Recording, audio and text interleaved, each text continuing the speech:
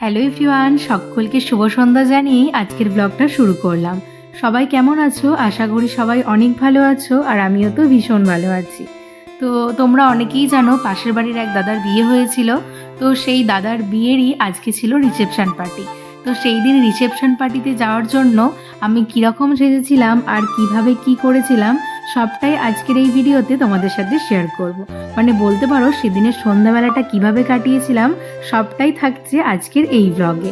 তো সেই দিন সন্ধ্যাবেলা রিসেপশন পার্টিতে যাওয়ার জন্য আমি পরেছিলাম এই কাতান বেনারসিটা, যেটা আমার কাকির আমাকে দেওয়া। তো আমার কাকি আমাকে এই শাড়িটা দিয়েছিল, তো সেই শাড়িটা আমার একবারও পরা হয়নি। আলমারিতেই তোলা ছিল, ফলস পার আরে সব কিছুই লাগানো ছিল, তবে একবারও পরা হয়ে ওঠেনি।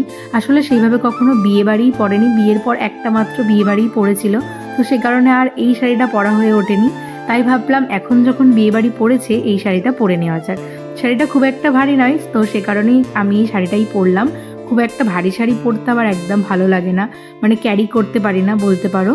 তো যাই হোক, এই শাড়ির সাথে আমি আমার রিসেপশনের শাড়ির এই ব্লাউজটা পরেছি। আসলে এই শাড়ির ব্লাউজ পিসটা না খুব একটা ভালো ছিল না, তো সে কারণে আমি এই শাড়ির ব্লাউজ পিসটা দিয়ে ব্লাউজ বানাইনি।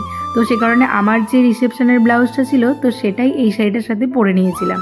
তো এদিকে দেখো আমি কিন্তু সুন্দর করে নিজে নিজেই একা একা মেকআপ করে নিয়েছি। আর মেকআপটা খুব হালকার মধ্যেই করেছি, খুব একটা যে পারি তেমন নয়, যতটুকু পারি ততটুকুই একা একা সেজেছি।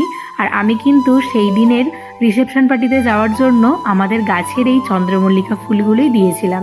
আসলে বাড়ির গাছে যেহেতু এই ফুলগুলো হয়েই ছিল, তো সে কারণে ভাবলাম ফুল আর কিনবো না, বাড়ির গাছের এই ফুলগুলো দিয়েই মাথায় একটা সুন্দর করে আর কি লাগিয়ে দেওয়া যেতে পারে।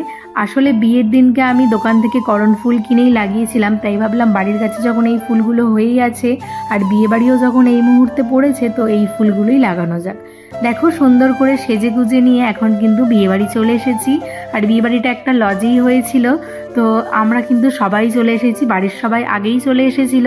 আর আমি আর আমার বর আমরা দুজনে কিন্তু বাইকে করে এসেছিলাম।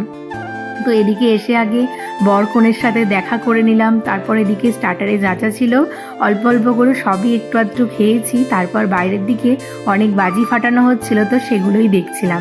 তো এদিকে অনেকটাই রাত হয়ে গিয়েছে, তাই কিন্তু খেতে বসে গেলাম। খেতে বসেই আগে মেন কোর্সে কী কী ছিল সেগুলো তোমাদের সাথে মেনু কার্ডটাও শেয়ার করে দিলাম। তো এদিকে খাওয়া দাওয়া করে নিলাম এক এক করে। তো চলো আজকের ব্লগটা তোমাদের কেমন লাগলো অবশ্যই জানিও, ভালো লাগলে একটা লাইক করে দিও, কমেন্ট করে পাশে থেকো। আজ তবে আসি, দেখা হচ্ছে আবারও কালকে। তারপর খাওয়া দাওয়া কমপ্লিট করে এখন কিন্তু আবারও বাড়ির দিকে রওনা দিলাম। তো চলো আজকের মতো বাই।